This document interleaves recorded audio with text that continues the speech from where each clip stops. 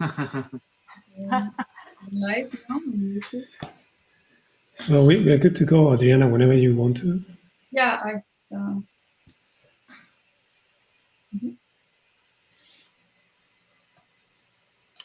Because Adriana is not only chairing the panel, it's also running all the tech. So it's twice as hard. I know, that's hard. It's really hard, you know? Well, Adriana, whenever you want to. Yeah. Okay. So, good evening, everyone. Welcome to our panel discussion from Spin Out to Game Changer. Can the creative arts heal social problems through meaningful interventions? In recent years, we have seen many innovative projects that seek to engage the power of art and culture as means to address social problems. The objective of this discussion is to explore and perhaps even to question the potential of art and culture to function as effective tools for change in adverse social contexts, particularly with regard to communities around the world that are facing the most extreme challenges. So welcome to everyone. Would you like to start to introduce yourself? Ladies first. Who wants to start?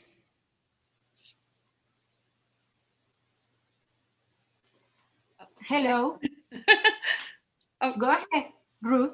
Thank you. Yeah, so hi everybody. My name is Ruth Daniel. I'm the chief exec of an organisation called In Place of War, and I'm based in Manchester in the UK. Hi everyone, this is Amina. So I am the founder and director of a Humanity Research Consultancy. We are based in Brighton. Hello, I'm Elena Barba. I am co-founder and executive director of Fronda. We are based in Pachuca, Hidalgo, Mexico. My name is Cesar Damian, so I am co-founder of Fronda, and so we are 80 kilometers from Mexico City, just in the center of the country, Mexico. And hello everyone, I'm Ricardo Clement. I'm founder at Keep It Human, spin out a social venture from Manchester University. I think I didn't present myself. My name is Adriana Ruiz, marketing executive of Keep It Human. So we can start with. And you are also a former PhD in music, yeah? So one. So we're going to start with some questions. One question for Fronda, the art at the other side of the sea. How effective is art when it comes to healing social problems? Which problems are proven to be an effective solution in your experience? And which problems has it not been so effective for? Okay, we think art has a highly transformative power, and we could not get to our community without using art as an excuse to trigger reflections and actions towards possible problem solving. Yeah, we are a small, very, very small organization that promotes contemporary art horizontally in our community. So I think our efforts are more focused on using art as a foundation in the construction of the better society here locally. We face a lot of challenges as society, but also we are trying to make a contribution with using our main values to promote this change in our place. So our current challenges are, in fact, getting the resource for long terms, being self-sufficient, generating local benefits. But I think we are not, we are far in this moment to solve big problems. We are in different level in this moment. But also it's true that with art, you can do many things. And you know what we intend to do at Fronda is working in collaboration with other fields of knowledge to build a bridge between art and community, to make it accessible to everyone. Because as I said, we really believe in the transformative power of art, and we'll talk about some examples later. And as Cesar said, we are probably far from solving all the problems, but if we can trigger a reflection in one person, I think that's a big of a change for us in the context that we are in. Yeah, I put in a small saying that we seek to influence, to be an influence to the citizens, to the community here, to identify the art as a powerful tool for a transformation, personal and collective transformation. That's how Fronda was born 10 years ago. It was born from our own need to have this specific space to reflect on things that needed to be changed, instead of having this just art association just to show pictures or sculptures or things like that. Fronda is not about a final piece. It's more about processes. Thank you. You want to complement something on the background and motivation for funding Fronda? Sure. As I said, our motivation was that creating that space, enabling people to come and discuss about things that they are concerned about, and to see how art can help change those issues that are problematic. We have some examples of the things we've done in Fronda. We have 3 projects going in Fronda. Our main long-term project is called Symbiosis, which is an encounter of interdisciplinary art.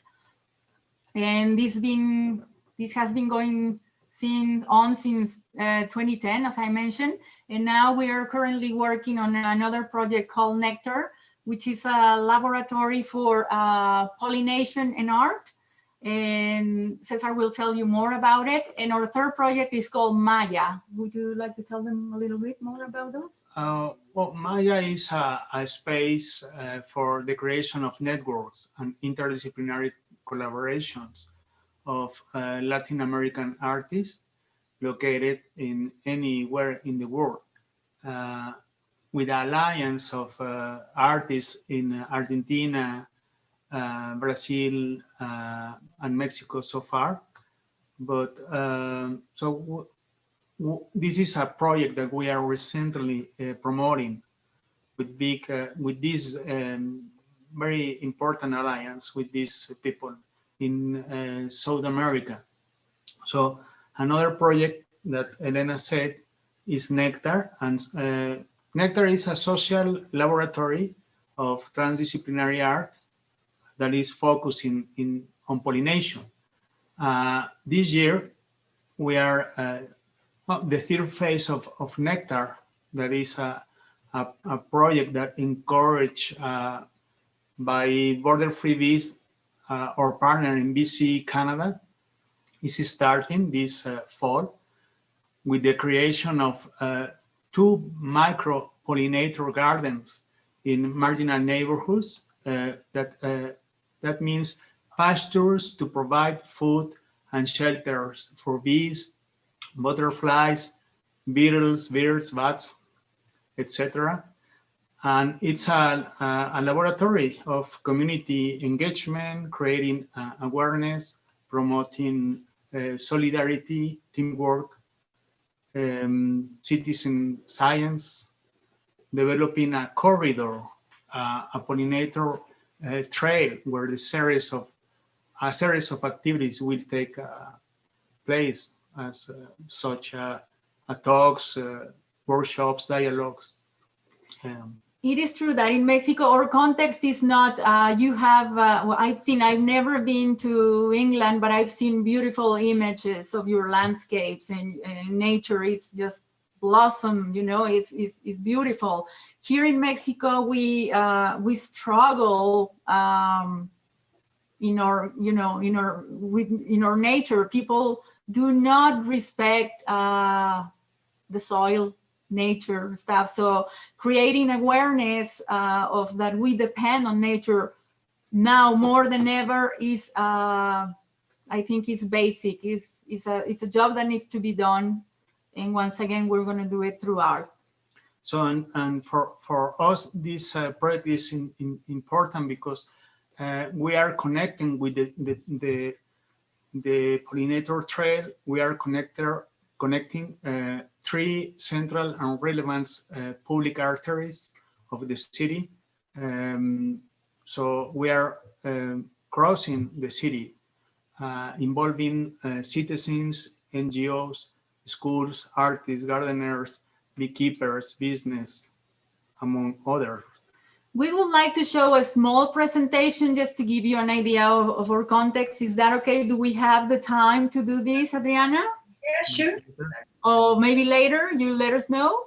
No, do it now, and then Okay. Okay. Perfect. Here we go. Okay.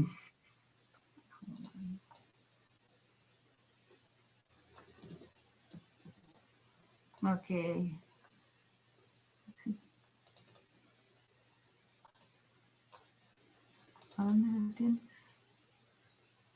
So, okay, here we are. Okay, so Fronda, the name of Fronda, can you see that? yes, I can. Yes. Okay, the name of Fronda, Fronda means tree, canopy, flam, foliage. We arose from a seed that sprouted, produced rhizomes, and prompted significant experiences in the social habitat. What we wanted with Fronda was, it's like this tree that has a deep sense of identity and place. And, you know, with the rhizomes connecting with others, and this, the trunk of the tree with the sap, meaning the knowledge that everyone is putting into it, and this beautiful tree growing strong, you know, looking towards the sky, giving shelter to whoever needs it. It's like a very poetical meaning of the word that for us, Fronda is a big tree for us. Okay, what you're seeing, this is the capital of the state of Hidalgo, which is Pachuca, where we're based in. We consider this a small place, but it's like 100,000 people living here. But, you know, for Mexico, this is considered a small city. This is the iconic clock tower that is, the machinery for this clock was a gift from you guys. To commemorate the revolution in 1810. The independence. Excuse me, independence in 1810. So the machinery is the same as the Big Bang. So we are, see, we have a connection there already. Exactly. Yeah, because we have roots from England. Yeah, it's, see, Pachuca, Real del Monte is a little minor town. Well, this is a minor city too, but a minor town by excellence is Real del Monte, which is like a 10-minute drive from Pachuca, and is the first settlement for the Cornish miners in the 19th century. So we even have the past, we call it pastes, but we have their heritage. It's called the pastries, but you know, the Cornish pastries. We have them now there, and it's like considered the traditional dish in Hidalgo. So our main project is Symbiosis. So it's a big festival that includes these kind of things, our residencies, symposia, talks, workshops, etc. here, look at this. So I'm gonna talk to you about this a little bit. Okay, walking is one of the best activities to look at the horizon, and psychologically and emotionally interacting with the landscape, right? So walking is an activity with a highly transformative power as well. We could think it's an anodyne thing, but it isn't. So that invited us to reflect about this. This workshop was led by Sean Van Sloys, which is a founder of a Canadian association that is called Musageres.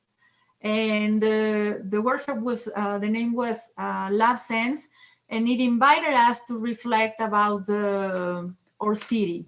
Okay, the challenge was to go to these different spots previously selected by the participants to reflect on our personal and collective history. So we were carrying a 20-meter long red fabric throughout the city, walking, and then we laid that as a tablecloth, and we brought food, and we brought food and drinks, and we were invited to activate these spaces. And people from those neighborhoods came and asked, "What are you doing? What is this all about?" etc. And they reflected with us. And this piece of cloth of fabric serve as like to put something new in the horizon, to fight against our own preconceived ideas of the space. So we went to all these different places, and one of those places where Ricardo, we were lucky to have him there, was Palmitas, which is a very marginal neighborhood, and was very famous because a collective came from Mexico City and painted all the facades of the houses, and it's a huge mural, but nothing changed there. It was just about, the painting, but there was not a program for art or for raising awareness of certain issues like violence and stuff. So when we asked people, what did this action change, did it change your life? And they just said, no, they just color or poorness. So now one of the places that we're going to have the pollinator garden is Palmitas. And there you have another image of, we went to several different places. Probably Ricardo can talk a little about it later. And that's the kind of things we do at Fronda. Thank you. Yes, you expand a little bit more into some questions I had for you guys later, but okay, sure. But Thank you for the fashion. Thank you for the time. Ruth, would you like to talk to us a little bit about your motivations and background of? Sure. Shall I show my presentation about In Place of War? It's a good time. Okay, so hopefully this will work.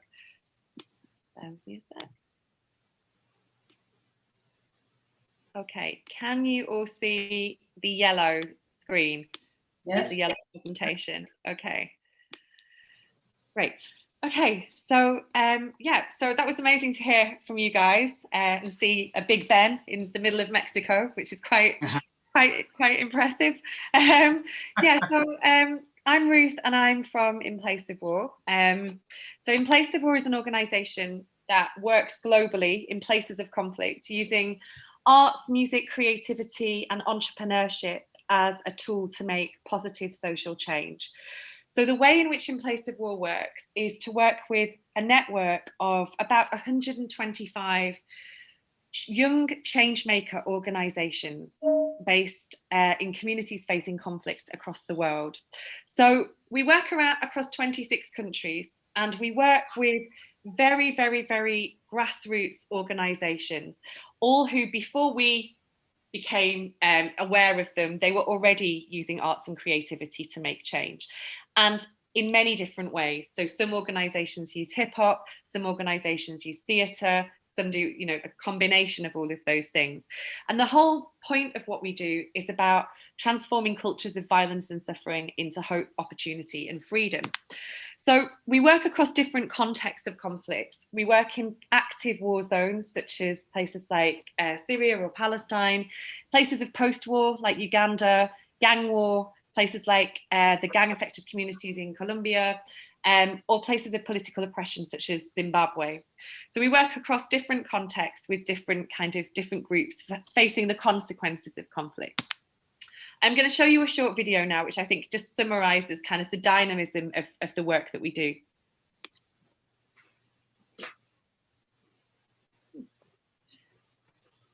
If it plays. Doesn't seem to want to play. So what I'll do is at the end, I'll show the video. I'll just loop it from YouTube. It's weird because it is there. Apologies. So at the core of what we do are a group of 125 change makers, and I just wanted to give you a few examples of what those change makers kind of look like, what they do, who they are. So this is a guy called Benny, and he's based in the north of Uganda in the Acholi region. This is an area that's faced 3 decades of civil conflict in which 2 million people were internally displaced across Uganda, and Benny and his family were some of those people. And Benny, being a young person kind of connected to music from, I guess, elsewhere in the world, was very much influenced by hip hop. And when he returned to his community in Kitgum, he decided that he wanted to make change with kind of what he had around him. And that was land, and that was also to use in some way music and the arts to make change. So Benny created a hip hop agribusiness. So he has essentially a hip hop farm. He keeps bees and chickens and grows produce. And the profit that he makes from the produce that he sells enables him to go into the local prison, where he delivers hip hop workshops and music workshops with people in the prison, who in turn, after they leave the prison, they end up not reoffending and finding Benny and joining his kind of community group. And he's now established a cultural space within Place of War in Kitgum, where he delivers lots of different types of arts programs and projects. This is Alejandro. He's based in the city of Medellin in Colombia. Again, a city that's faced lots of conflict, mainly around the narco trade. Alejandro and many people like him, if you're based in the comunas, the neighborhoods, you only really have one option, which is to join a gang. There was a saying, we were born to die in Medellin, and life expectancy was around the age of 21 years old. So what happened in Medellin was young people wanted to change their own reality. And again, they were listening to hip hop from New York, and they started a hip hop movement across the city, starting with people breakdancing, etc., and then graffiti and rap. So today there are 2,500 hip hop crews in the city, and hip hop literally gives people the option of not being in a gang and having a more positive future. And hip hop is so popular across the city that there are hip hop schools in every single neighborhood. So young people, after they go to their normal school, they can go and learn to breakdance and be part of this very kind of positive community. And then finally, but not finally, there's 122 more. But this is African Woman Arise. She's based in Germany now, but when I first met her, she was based in Zimbabwe, in a township called Makokoba. The place that she's from is a place of extreme poverty and a place of conflict, because her people were marginalized in Zimbabwe. There's 98% unemployment rate in her township, but there is a huge amount of domestic violence, abuse towards women, and women are only expected to be in the home and not expected to do other things. So again, the first time I met her, I was in a hip hop event in Bulawayo, and it was all men performing, all men in the audience. And then someone said at the end of this, after this person's finished performing, a woman's going to come out and perform. And I couldn't believe it. She came out, threw herself on the floor, and reenacted a scene of domestic violence. And then she began to rap. And I've never seen such an incredible response from an entirely male audience. She was talking about rape. She was talking about domestic violence. And what art did was open up a space for a conversation to happen about something that she would never, ever be able to talk to people about in a kind of pub or in a social situation. So they're the kind of people that we work with. And I'll try and keep this kind of short because I know I'm conscious of time, but just in terms of why art, I just wanted to read a quote from somebody that I had a conversation with, and I wrote down what he said because it was so inspiring. And he said, art helps people forget about the conflict. Art helps you change perceptions about others. With art, you can call on people's emotions. And with art, you can create dreams. You can disconnect from the bad things around yourself and imagine a different world. And I feel like that's so true and so profound. So In Place of War, really briefly, we've been around since 2004. We started at University of Manchester as a major research project, and then we spun out of the university as a community interest company and then later a charity. We've been around now for 17 years, and the founder of In Place of War is still on our board, Professor James Thompson. In Place of War does three key things in terms of supporting our Changemaker network. So the first is around the creation of physical cultural spaces. These can be music studios, theatre spaces, all sorts of different spaces. We've established spaces in Palestine, Uganda, and we're now establishing spaces in Colombia and another space in South Africa.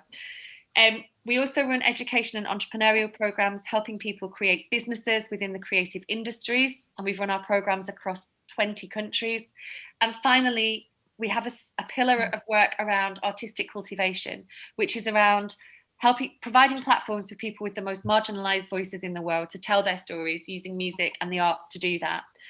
And that's it. And I think we're very much about making a case for the arts as a powerful tool for positive social change. And to that end, we do a lot of research and advocacy in that area to show that the arts is powerful in a space where quite often people argue that, you know, aid or medicine or other things are more important in the kind of hierarchy of needs.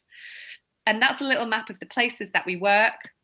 And I'm just going to keep it there because I think I've probably gone over time. But that's just a quick insight into In Place of War. And what I'll do is I'll share the video on the chat so that people can watch it afterwards if they want to.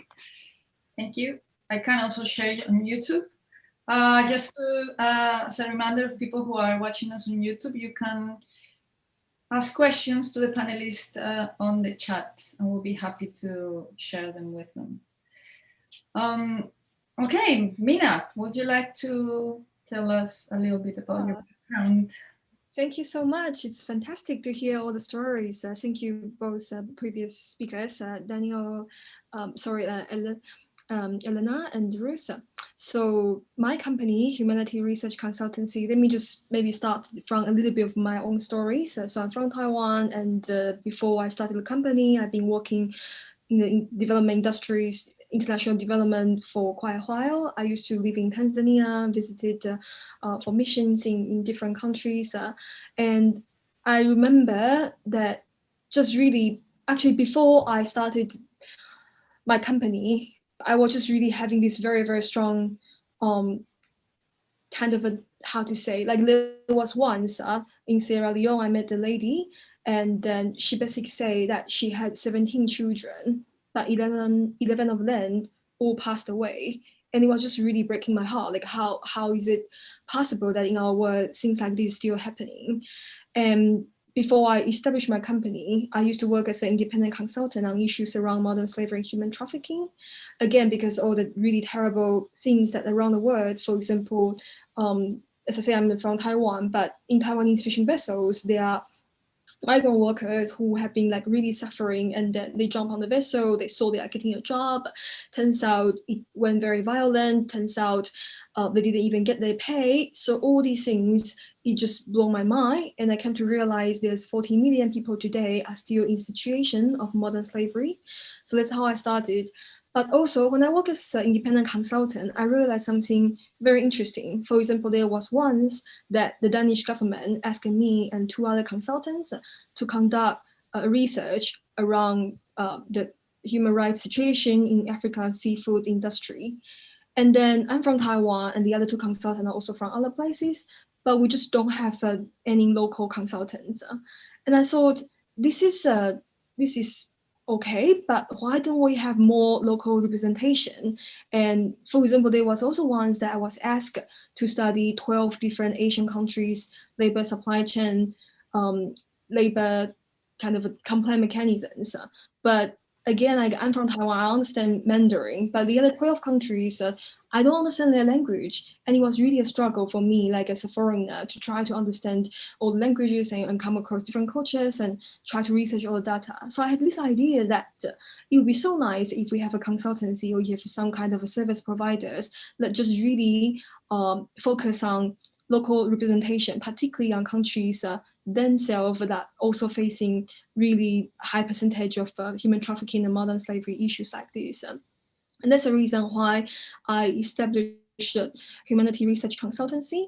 So I'm just going to quickly show our theory of change. So basically the logic of how we think we're going to achieve the change that we wanted to achieve. So in a short terms, basically want to end modern slavery, contributing to ending modern slavery, because this is a goal that already pleaded by United Nations by 2030. We should achieve that. We should try to achieve that. So basically, there's two streams of logic that we want to do. The first of all is to reduce the likelihood of people being enslaved in the supply chain of consumer goods. And this is more kind of a corporate idea of the supply chain, but you can also say basically reduce the likelihood of people being enslaved in a society. And the other string is to achieve that widen the professional employment opportunities for young professionals in developing countries, because that's how I realized that a lot of time they are not necessarily being included in the whole industry, even though as consultants, as researchers, it's a job that could benefit many people as well. And so that's the reason why we developed this theory of change. Basically, we try to put in our hours of time conducting research, conducting investigations, and then we really wanted to really make sure that our work influence policy. So for example, in the recent times, we've been talking with Cambodian governments and Bangladesh governments and really advise them what's the current policies on ending slavery and how can they do better. And the outcome is really trying to make sure the governments are starting to feel the pressure and to change the laws and policies in terms of tackling modern slavery. Another example, because every year the US government, they will issue something called Trafficking in Person Report. So this is a report that basically ranks all the governments around the world. So you may receive like a tier 1, tier 2, tier 3. And if you receive tier 1, that means your effort in terms of ending human trafficking, it's doing really good, like you're doing everything you can. If you receive tier 3, that means you're doing really terribly, like you should really try to put more effort. So we are also engaged in, for example, drafting recommendations and influencing the policy for the US government to drafting their report in terms of basically putting pressures on governments that we want to influence. So this is on the government side, but also we wanted to influence companies. So for example, how do you do your due diligence? How do you engage your supply chain to ensure there's no labor issues around? So this is the first theory of change. And the second string is basically like we really wanted to have this vision that become the very first consultancy that's just mainly consists of local consultants, especially from the developing countries. So currently we have around connections of 50 different countries. And on our website, you can also find around 30 consultants from everywhere in the world that basically all have these strong passions and skills in terms of ending human trafficking and modern slavery. And they are the people who speak the language, who understand local context. So this is briefly what we are doing here. So you can hear like basically our work is not that much necessarily super related to art, but still in some of our individual projects, they are methods that we utilize art in terms of getting our survivors or getting our interviewees to share information with us. So for example, right before the COVID, one of the projects was around understanding how successful reintegration will look like. So that means, when a person unfortunately being trafficked, and when he or she come back to society, there can be shame, there can be financial burden, there can be legal things, everything. Then how he or she can successfully reintegrate back to society. So the method that we originally wanted to use was something called video storytelling. So basically wanted to give the kind of video tours to the survivors, and instead of interviewing them, they are the one who are able to tell us their own stories and basically, just from the beginning, kind of craft their stories and going through this process. And it has been proven also to be a very kind of a therapeutic, could be a therapeutic process. But unfortunately, because of the COVID, so in the end, we didn't really manage to conduct this method because all the restrictions on traveling internally and globally. But it's just an example on how our work, even though it's like on the agenda, it's nothing about art, but in terms of conducting the project, art still definitely play a big pillar. So that's something that really helps our work as well. So I will stop here. Thank you so much. Thank you very much. Also, we'd like to encourage attendees in the Zoom to ask any questions that they want to the panelists in the chat, in the Q&A section. Ricardo, do you want to talk a little bit about your background motivations? Yes, thank you, Adriana. I'm delighted to hear all these presentations by our colleagues.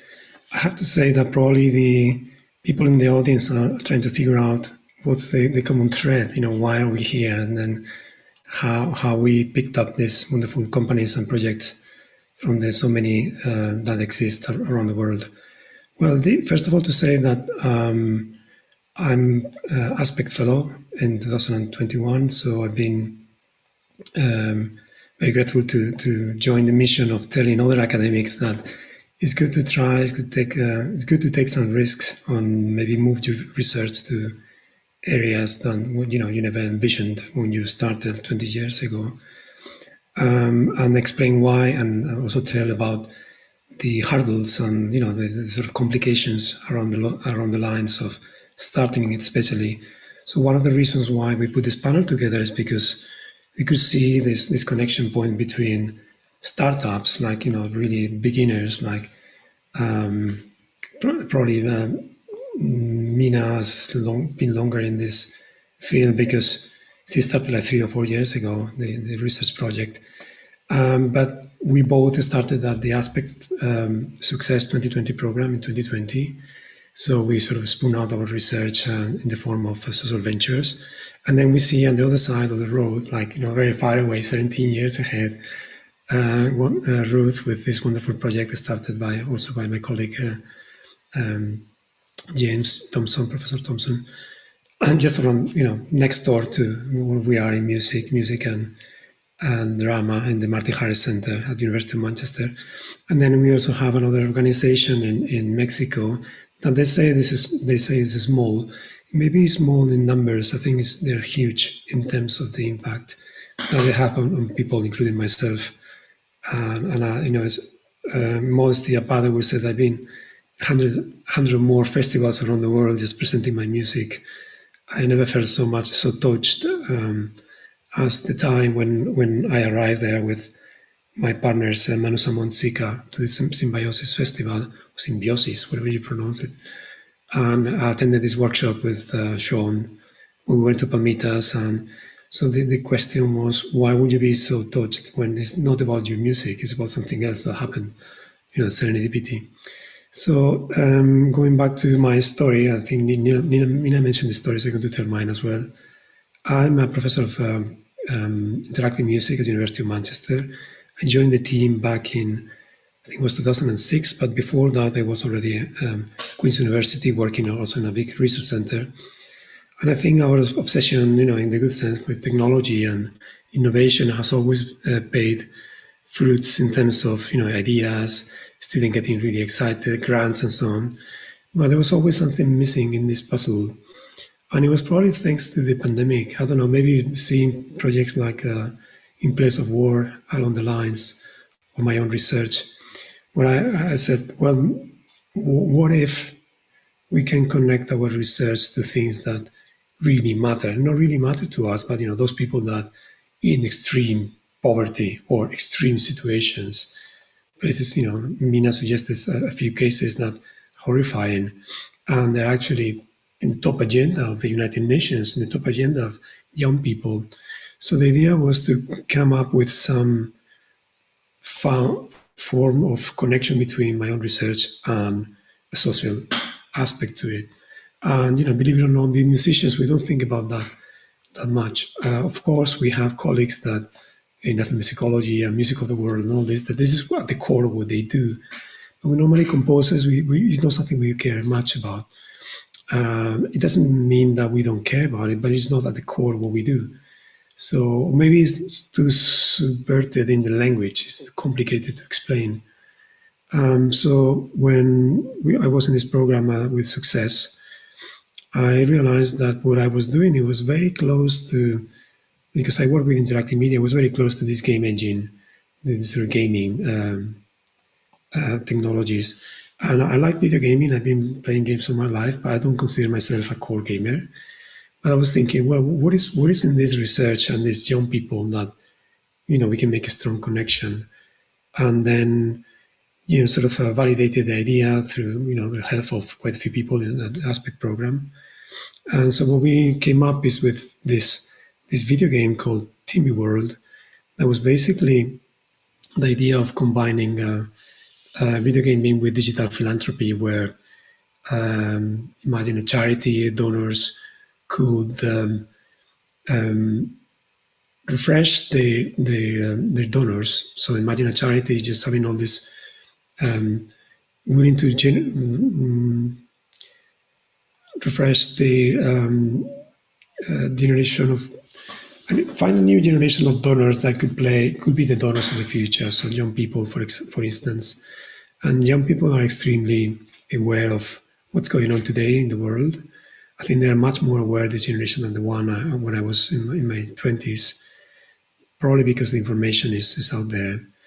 And then we also thought, well, what can we give in return? How can we put these two markets together? They can sort of feel the synergies from one to the other one. Well, this new generation of donors, the young people, wanted to feel the ownership of social challenges, the things they really care about.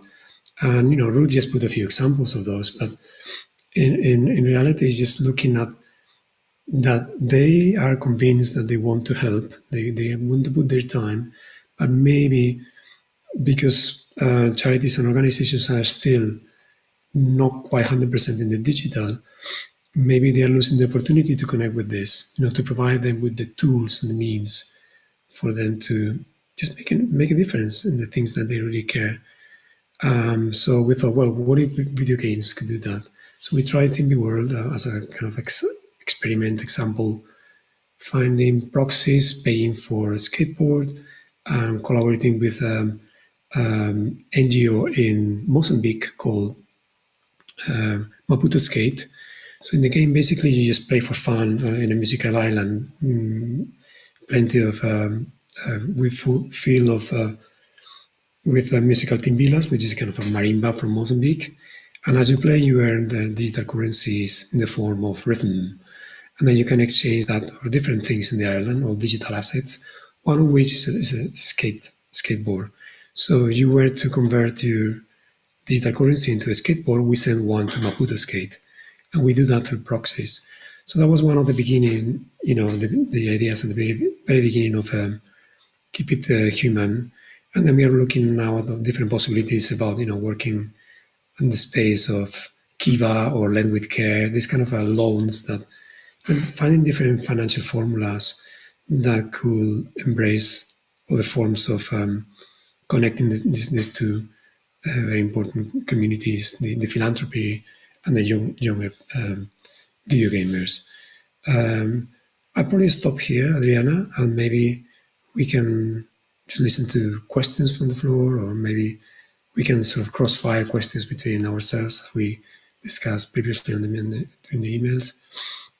I have a lot of questions for all of you, so just get ready. But I also have a lot of questions. So who wants to start? Maybe we want to listen to what people have to say. We have any questions on just these starters? Yes, nobody has asked questions so far in the chat. Okay. Waiting for your questions, audience. Do you want me to start with one of my questions? You are the chair, you just run it. I was just suggesting. Okay, so I have a question for Ruth. What makes an intervention meaningful, and what was your biggest success and failure in this respect. Projects where the social outcome of the intervention was either better, worse, or different to what you were hoping to achieve? Okay. So yeah, so for me, I guess what makes an intervention meaningful. So we ourselves, as In Place of War, we don't deliver interventions. We're working with our grassroots change maker organizations, and essentially they are the ones who are based in the communities. They are the ones who understand what success will look like. They are the ones who have the trust and respect in their communities. So what's interesting for me is kind of seeing the process of understanding, you know, how those interventions come about, and then looking at kind of the impact. And I guess what's really interesting about arts-based interventions is how, you know, when does the impact happen? Is it instant or does it take years? So for example, I'm a really big fan of cultural spaces, arts-based spaces where people from a community can go in, everybody is welcome, and people can engage. They can make music in one room, they can have a dance lesson in another room, they can do some screen printing somewhere else. And my favorite of these spaces, I've got a lot of favorites, but one of my favorites is a space in Soweto in South Africa called Trackside. And it's based in a community that faces multiple challenges. And it's a space that was set up by two young people. They set it up in a disused electronics shop and a funeral parlor. So it's a working funeral parlor, sort of on the one side, and on the other side it's a music studio and a stage and screen printing, and it's amazing. And when I was there, I spent 10 days there before we started working with them, and I could see, you know, as soon as I arrived in the space, a 9-year-old girl showed me around. She told me about her art class that she runs on a Thursday. Then I saw older people from the community coming in, and I just saw this kind of incredible sense of community in a place where it had kind of broken down. So the intervention is a space, a hub. The activities are varied. The impact is, you know, it's really hard to measure. So I think, you know, visibly you can see that space is kind of gluing the community together. It is a magnet that draws people in. It provides people with positive sense of community, and for me it's just incredibly inspiring. So that's possibly one of my favorite interventions. I think interventions so how we work with Trackside is we support them with music equipment, training, educational entrepreneurial programs.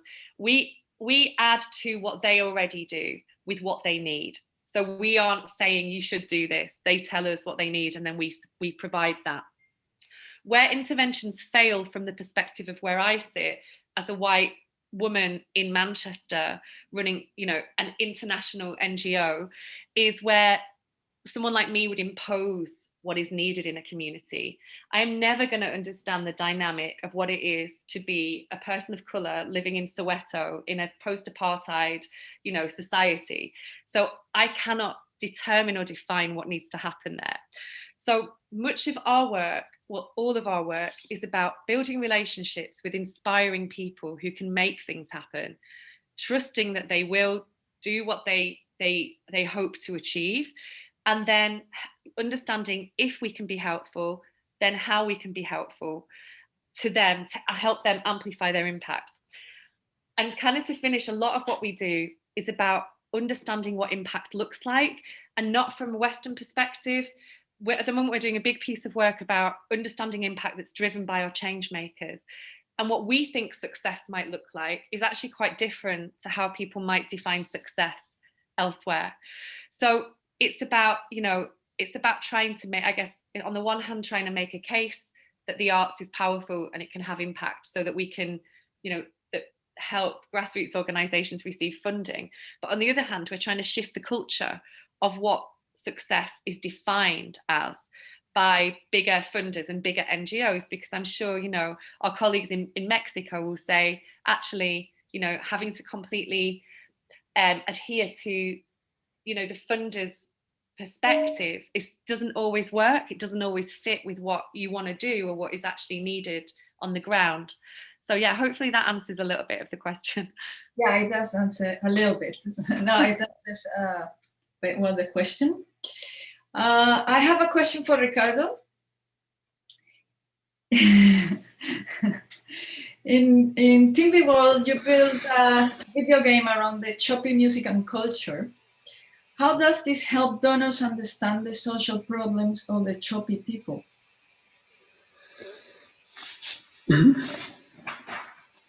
I think in the way we design the experience, it's hard. And the reason it's hard is because it was not fully completed, the project. So we would use them as the means of providing this, as proxies, to provide this the means for a young generation of donors that don't have the resources to pay for the conversion between a digital asset and a real asset. That is, by the way, is managed by Maputo's case. So they know exactly the issues in the local site, and they provided us with a lot of information.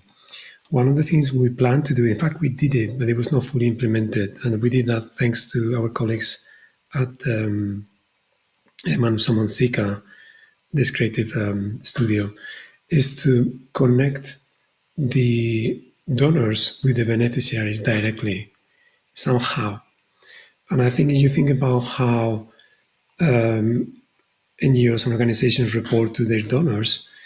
Normally when there's a big funding, you probably have to fill all these complicated reports. But imagine you have to tell 100 people, I think we have something like 65 different donors, it's giving us small quantities to pay for these 10 educational packages. That's all we wanted. So how would you connect individually? People say, listen, this 10 pounds that you gave, or this 50 pounds, make a difference to this particular person. And I give you an example. One of the young people that converted the videos, it was one of my nieces, and then he said, my nephews, and he said, you know, I just donated this skate. Who got it? Why is that? I mean, he's like 10 years old. Why a person that hasn't even paid for it, just pay with his time, you know, his passion for gaming, wants to know where the money goes? How can you facilitate the beneficiaries the way to say thank you, you know, just give me more because I need more. It's not just about the skate now, the wheels are broken, you know, we need to repair it, or, you know, whatever. And we want to paint it in a different color, so we could do a workshop there. So what we did is to create an app that is an augmented reality app where you can take selfies with this wonderful character is called Timby. So the kids in the Maputo skate park could just take a selfie with this virtual guy that is the character in our game, and then pass it on to the donors. That was the plan. So it's very simple. The only thing is that for augmented reality, applications to run on a mobile phone, it has to be quite an expensive phone. Not all of them, but, you know, it requires some technology. And of course, we didn't realize that we were not there, so that they're still, you know, it's a community that doesn't have the resources that we have. So we learned from the mistake, and now we're sort of trying to improve it. But the idea was to connect the two. And I think we have the understanding that we can build the system, but we want to do it in a way that it really makes sense, you know, financially, and it makes sense. Because at the end of the day, if you give 10, what would you expect? Maybe to tell someone thank you just by simply taking a picture. You don't even need to say thank you. You just want to see that where the money goes, and the other ones want to say, listen, I'm having the time of my life because I'm just, you know, here being educated, running the skates and so on. I hope it answered your question a little bit. Thank you. So I have another question for Mina. You already talked about some of the impact. Can you expand on this idea on how do you measure the impact of an intervention? I mean, you mentioned like changing policies. Yeah, this is a really good question. And also we are also in the process of drafting our impact report. So definitely this is something that always kind of in my mind. And I need to admit that it's always very difficult, because our impact, how to say, the actors we try to influence, it's not survivors themselves. Like, we are not frontline workers that are providing the you know, the needed things to people themselves. Usually it's like going through the companies or through governments, and it's also really hard to say, for example, if the government did change certain policies, is it because of us, or is it because of actually these collective, pressures between all different actors together? For example, NGOs has been working there for several years, and there's different international group putting pressures. So all the things that we can evaluate at this stage is more like proxies. So for example, we can say how many reports produced, how many people have read it, how many meetings we have conducted with the government, how many organizations change their decisions because of after our service with them. So for example, there was like at least 2 organizations that previously were not working in a certain region, but after our conversation with them and conducting some report with them and letting them realize that the scale of certain problems, then they decided to expand the organization to a certain region that we think is really needed.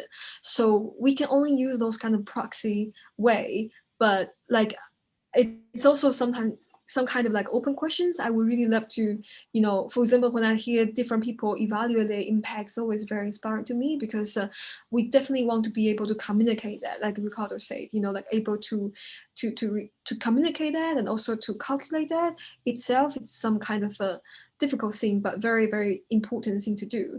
So yeah, like this is where we are here. Like we basically more use the proxies, try to understand like the stakeholders that we are trying to influence. Yeah, hope that answers the question. Thank you very much. Would you like to make some questions between yourselves, or?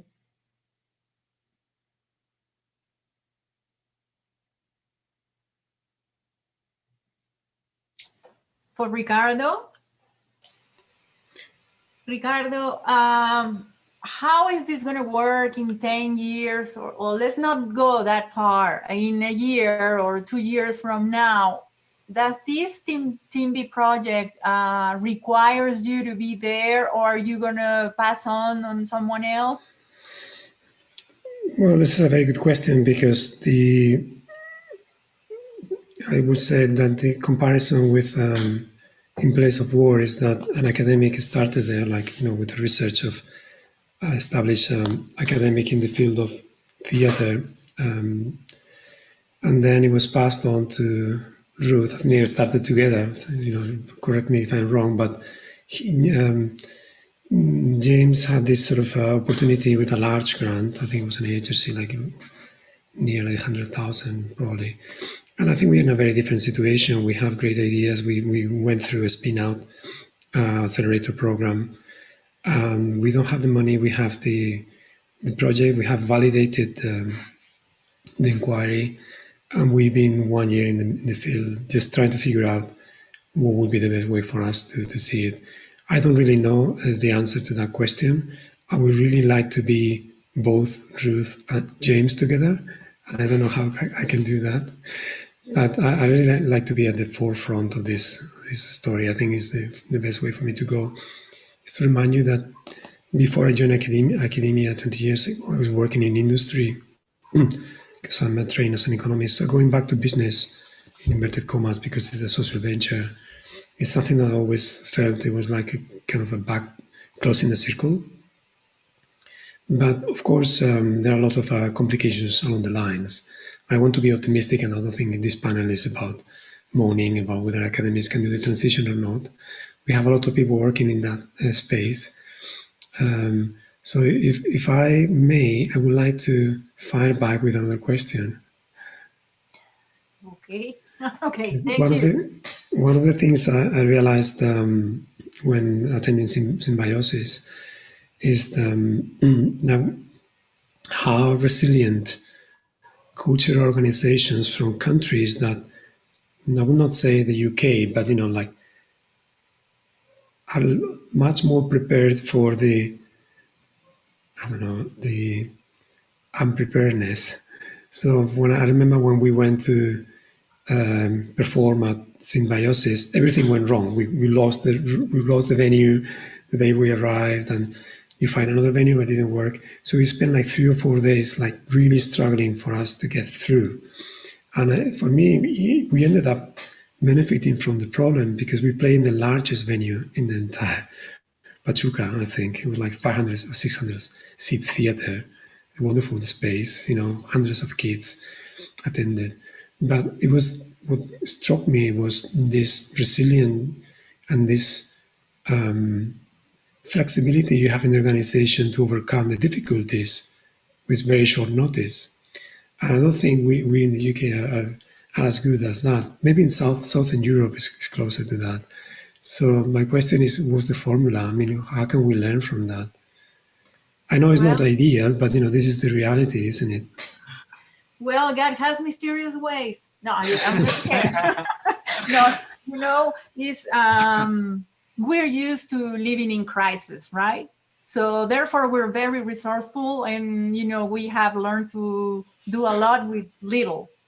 So in community is a big part of this project. It's like Cesar and myself, we are just the face of Fronda.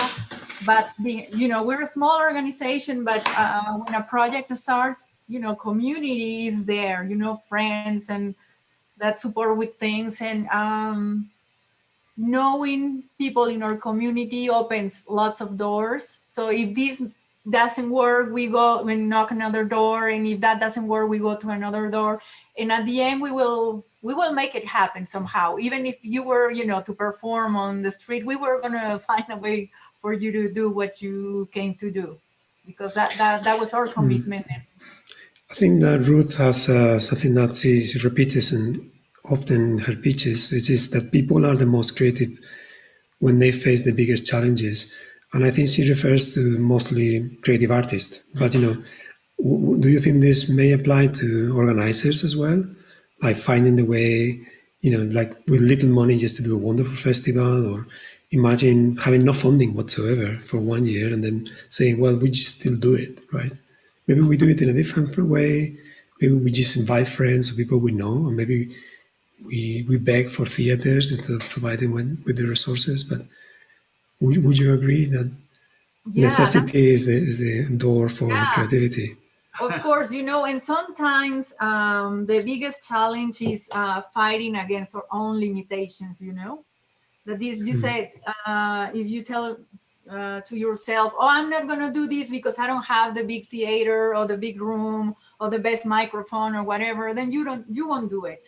And it's the greatest challenge, just to do it with whatever you have in hand to do it.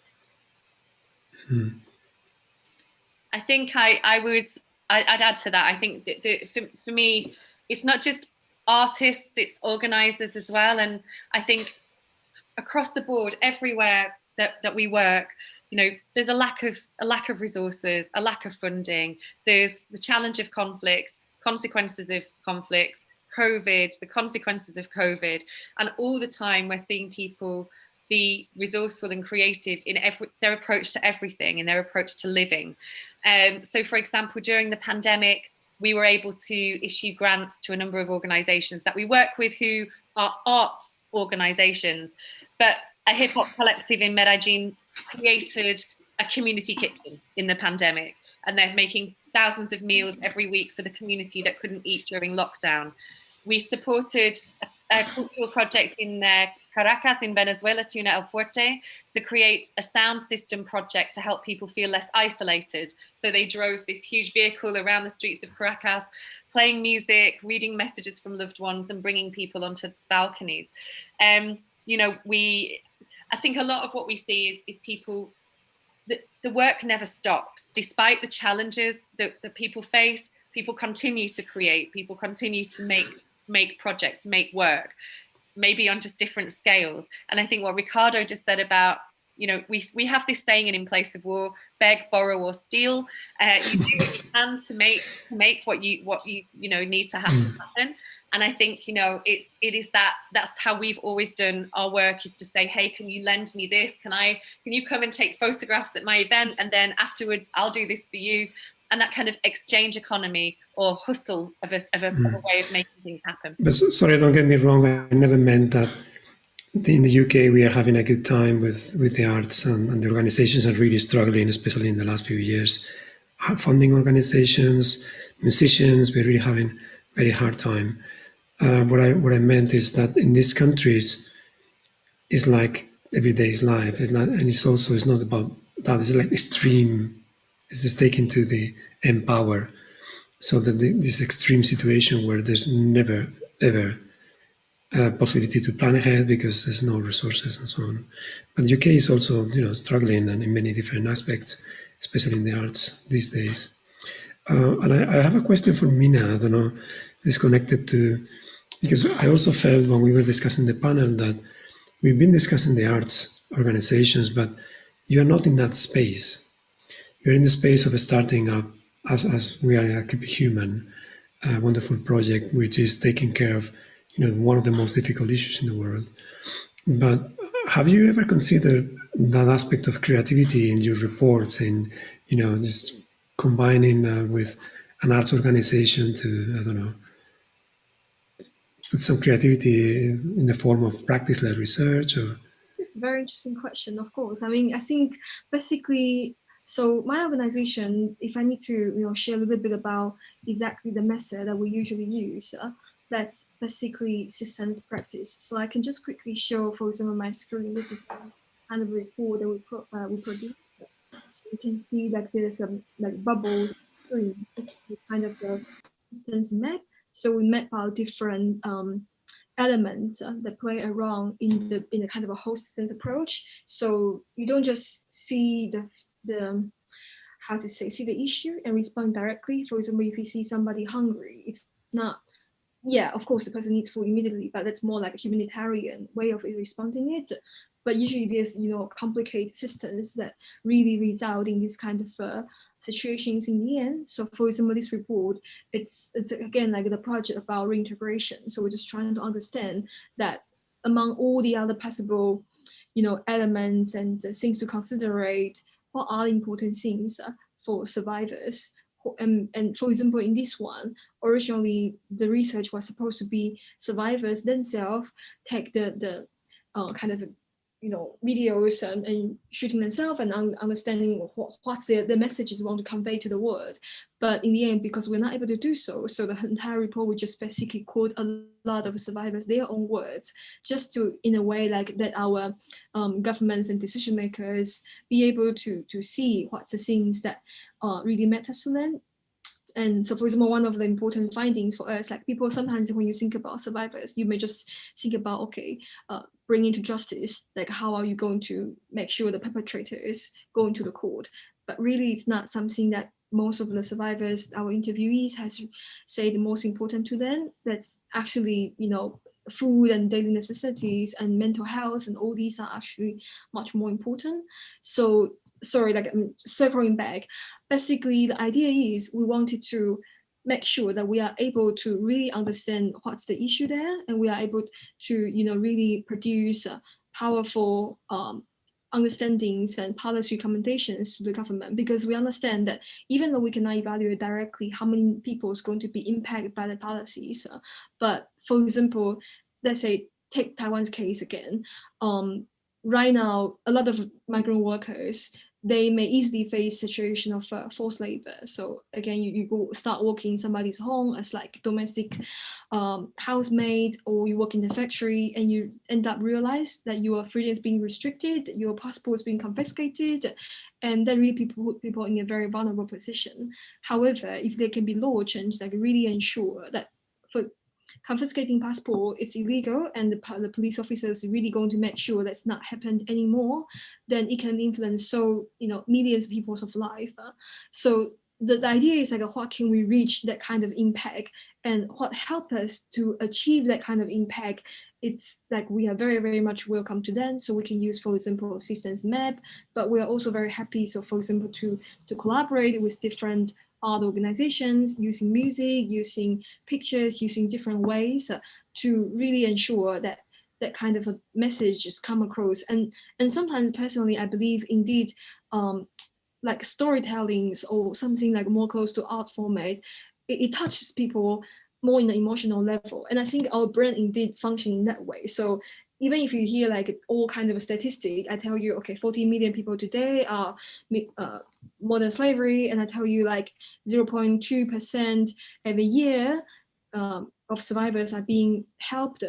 All these numbers, it's very hard for our mind to really process. However, if I show you a testimonies or show you a piece of music or art, that sometimes in the end easier to really make sure that kind of decisions are taken forward by all the decision makers. So the short answer is yes, like definitely we are very happy to, open to collaborate with different organizations. Thank you. I would like to include one question from the audience we have. This is for Ruth. Following what Ruth said about positionality and being based in the UK, how do your projects organizations negotiate power dynamics with partners in the Global South? What is the role of funding on power dynamics with your partners? Yeah, so the way in which In Place of War works, we've always been very conscious of who we are and where we're based. As Ricardo said, the beginning of In Place of War started in 2004 and was a major research project. And being led by such an amazing academic as James, it wasn't parachute research, it was kind of let's build relationships and let's kind of build networks. So the research happened over 4 years. It was a major AHRC grant of nearly £500,000. And then that created networks of people sharing practice. So all of the work that we do today has been driven by those original networks and continues to be driven by the change makers. So the change makers determine what we do. The change makers sit on our board. So they are decision makers within the organization. Anything that we want to do, any programs, any ideas that we have, they either come from the change makers or we kind of speak to people and then kind of propose ideas. So in terms of power dynamic, we hope that the power lies with the change maker network. We exist to support them. And in terms of the role of funding, so we're trying to have conversations with funders about shifting the way in which they think about funding. A lot of the funders that we're aware of wouldn't fund the organizations that we work with because they're too small, because they don't have a track record, because they can't speak the language of the funder, because they understand success means something else other to what the funder defines it as. So we see our role as trying to negotiate between our change makers and between funders to have funders changing the way they think about how they can fund. So we are trying to shift that. And certainly in terms of the way in which we work with knowledge, a lot of our education programs are about decolonializing knowledge and are driven by those in the Global South. And we aim to bring those programs to the Global North so that we're, again, making that shift in terms of power dynamic. So a person in the public says, my question isn't just for Ruth. So I assume she has that question for everybody. If you want to answer or...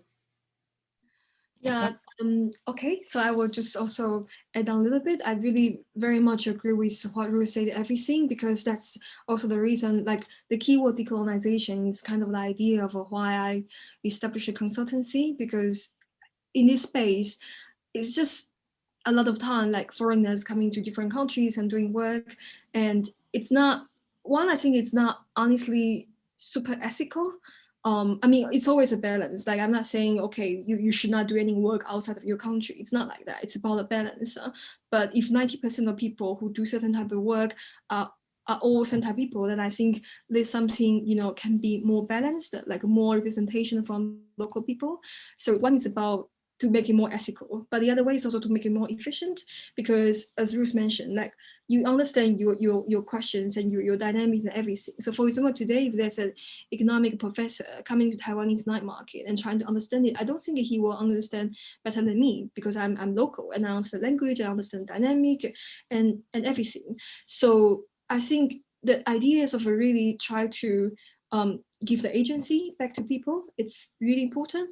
And that just really comes to every level of a decision-making process. So for example, like HRC, my company, Humanity Research Consultancy, we are still really small, so we don't actually have established a proper functioning board yet. But the idea is also indeed that even in the future, the decisions should be made together with our consultants, and it's just something that we, of course, there will be difficulties in terms of, for example, like fundings and everything, but it's all about like how you create a space and making sure that decisions are not imposed, but really collectively, created together with people that you think you really care together. Yeah, thank you.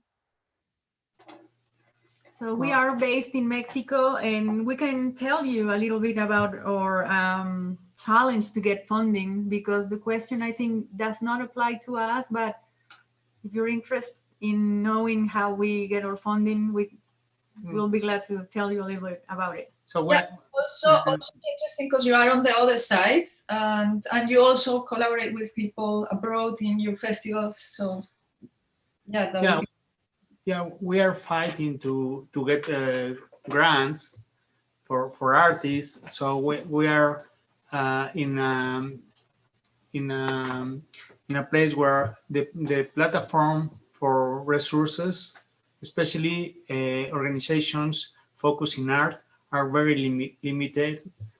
So our challenge is to get resources for the next project. So that is our truth. So we are in this big fight all the time. Especially when, you know, art is not like a product that you can sell, right? So raising funds for art is quite difficult in Mexico. People are not so concerned about you know, art. They are more about putting food on their tables, and that's where the greatest challenge is. So we have a few sponsors, and always in kind. Most of the time, Cesar and myself, we have to pitch in and, you know, just carry out the project with our own money. And, you know, people that, as we said, community that always helps. A friend who has a coffee who is willing to sponsor for some launches for the artists and stuff. Most of the artists coming from, let's say, Canada, they apply for their own grants, and they are willing to help us. And when we were able to get some grants, we have paid those artists for their workshops and their talks and stuff whenever it's possible, because we believe that art is a job as well, right? It's a way of earning a living. So part of the work we do at Fronda is making people here believe that art needs to be paid for. It's not always a gift. It's like, oh, you are an artist, please make photos for me or whatever, you know. Yeah, it's okay as a favor sometimes, but it doesn't have to be the constant situation. Thank you. Ricardo, you want to add something? Well, a couple of reflections really, because we've been in this space for very, very little. So, but one interesting thing about Keep It Human is that it formally hasn't been constituted yet as a social venture. It's a spin-out of research, and we are working with partners to do so. And one of the questions when they were on the table is whether to start the company in the UK or outside the UK for obvious reasons connected to Brexit, or maybe even to be in both places, you know, have a kind of a central unit in one country, another one maybe in Germany. And I think we're looking mostly at economical reasons and funding reasons. Where is our network? But we never felt that the perception of the positioning of the company being specifically in the UK has some eyes for people in the global south or in the global, I don't know, west or east. And I think it's an interesting question that we need to think about carefully, because I see the pros and I see the cons as well. The second thing that sprung to mind very quickly is that, well, you think about organizations like In Place of War. Yes, they are in the UK. They were born in the UK, but it's actually, as Ruth says, a global organization with many tentacles. I would say that 95% of the organization is not in the UK, at least the way they deploy the infrastructure to help people in other places. So where is an organization based? Is where you put the stamp mark, or would you create, did the credits, or created the pay your taxes? Or what is a global organization in that sense? For me, it's more about the latter. It's not about where you put the stamp on the register or in the notary if you are in Germany. It's more about where your organization reaches and who benefits from it. And I know this is not exactly the question, but I think I just put it there as a thought, for people to think about, these organizations that are global. I mean, do you really think that they were born in A or B countries? Or do you mostly think about where do they operate? What problems are they trying to solve? So if I were to think about what Keep It Human needs to worry about, is not where you put the stamp, but where are you actually helping? And our countries are those who not just suffer poverty, but extreme poverty. Not that you have necessities, but extreme necessities. Always putting the superlative at the end of the sentence or the beginning of the sentence, just to be sure that we are sort of aiming for helping people that are outcasted, the ones that nobody really cares about.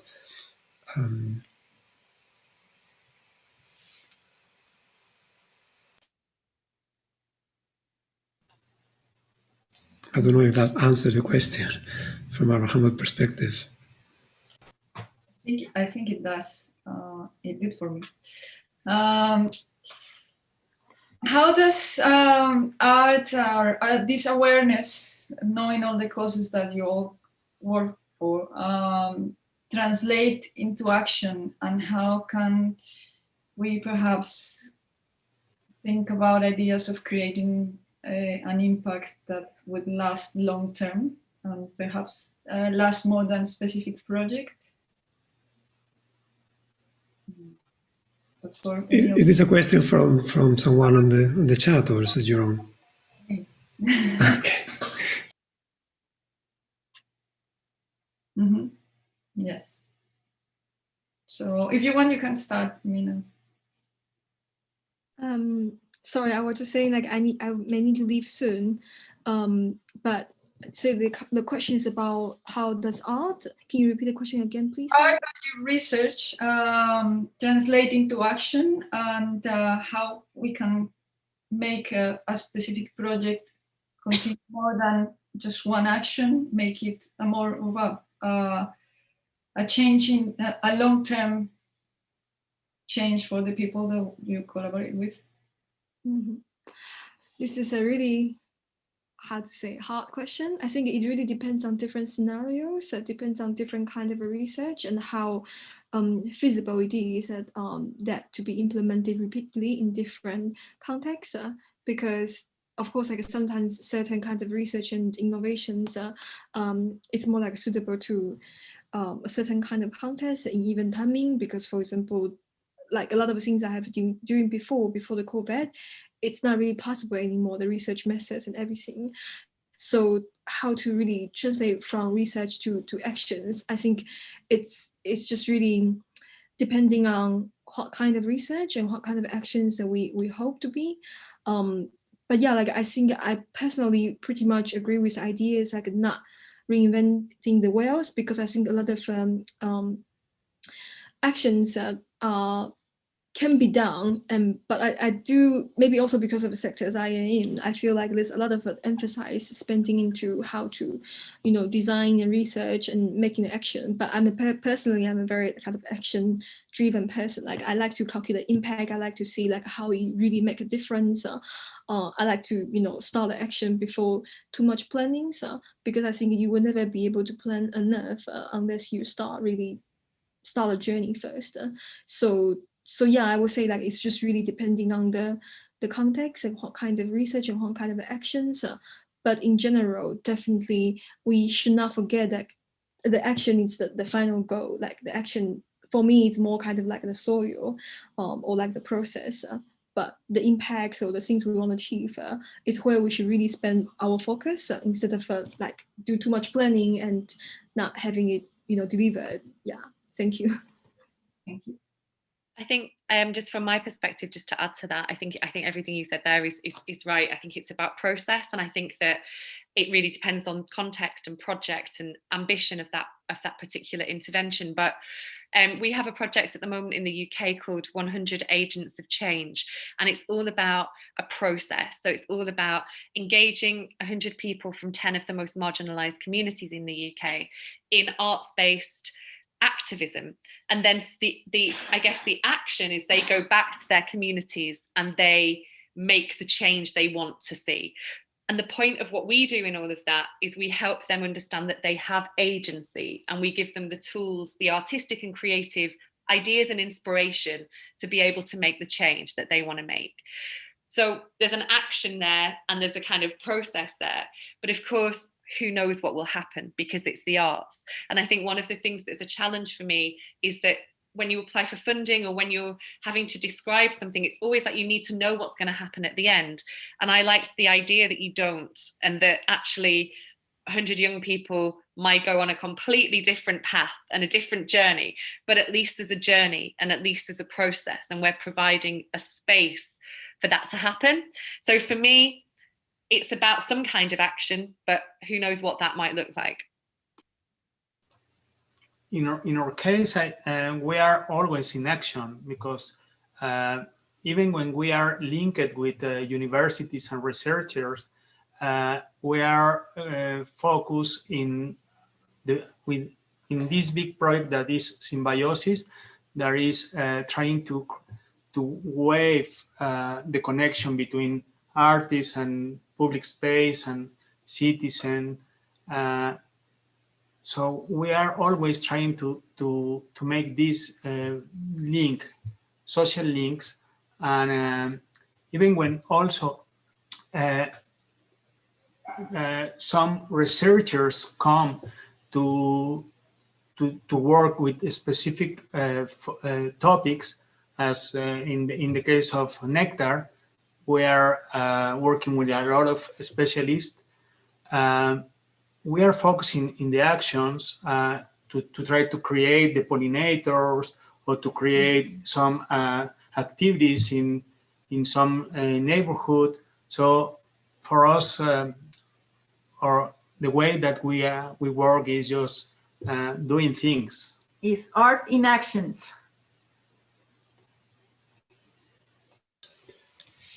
I always say that we've been very short in this space, so Keep It Human is just like a baby in that term.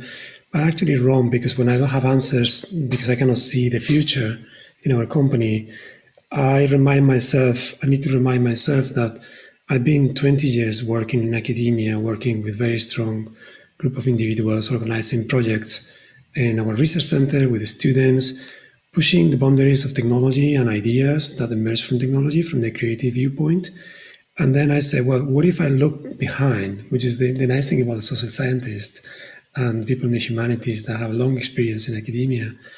We have this background of knowledge behind, where we can, research and, explore to find the solutions to apply that in the baby company, if you wish.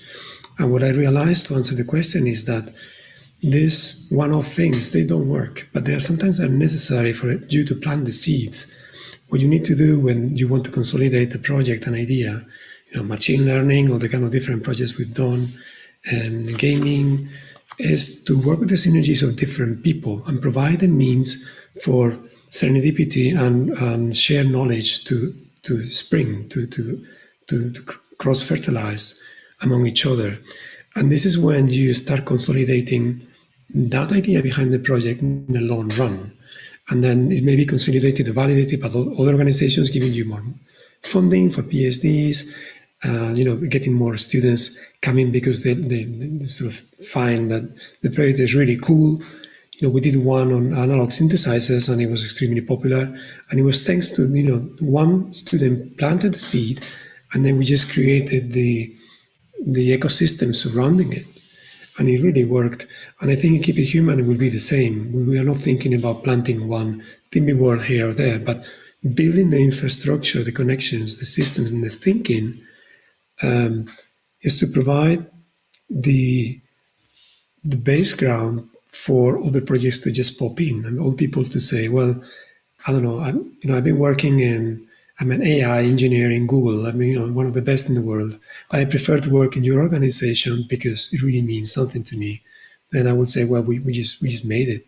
So trying to convince people that we have the ecosystem for them to get together with others and start thinking that what we are trying to solve is not like a one-off problem, but work at the intersections of highly complex subject areas, and then hopefully make a difference. To just people behind these issues. Thank you very much to everyone for coming. That was our final thoughts. I hope you will take some. I didn't want to close the panel. Sounds very rude. I want to say something. Every one of you and all your projects are an inspiration for us. Thank you to share this perspective, different that we have, but absolutely inspired for us. Yeah, it's very inspiring. Thank you. You are all warriors, and we encourage people out there to do the same throughout your art or whatever you do in life. I think we all have the capacity of being creative, as Ruth said. I'm sure we can contribute to a better world. Thank you. Likewise, just to say thank you to everybody. It's really inspiring. It's great to connect with everyone and hear about your work. And it's a challenging space to be in, but it's a very exciting space at the same time. And I'm happy that I get to work in this area, because I'm continuously inspired by what people can achieve with so very little. So yeah, amazing. So nice to share this space with you guys. Thank you so much for all the inspiring stuff, and also for the energy, and for just it's really nice to hear all the things people are doing. Just feel like we're not alone and we are doing this together. In our culture, we have something say, if you're one chopsticks, it's very easy to break, but if you're a group of chopsticks, it's hard to break. So it's very nice to feel like together. Yeah, thank you so much. I need to run now, but thank you so much. I really enjoyed today's panel. Okay, take care. Bye bye. Thank you. Thank you.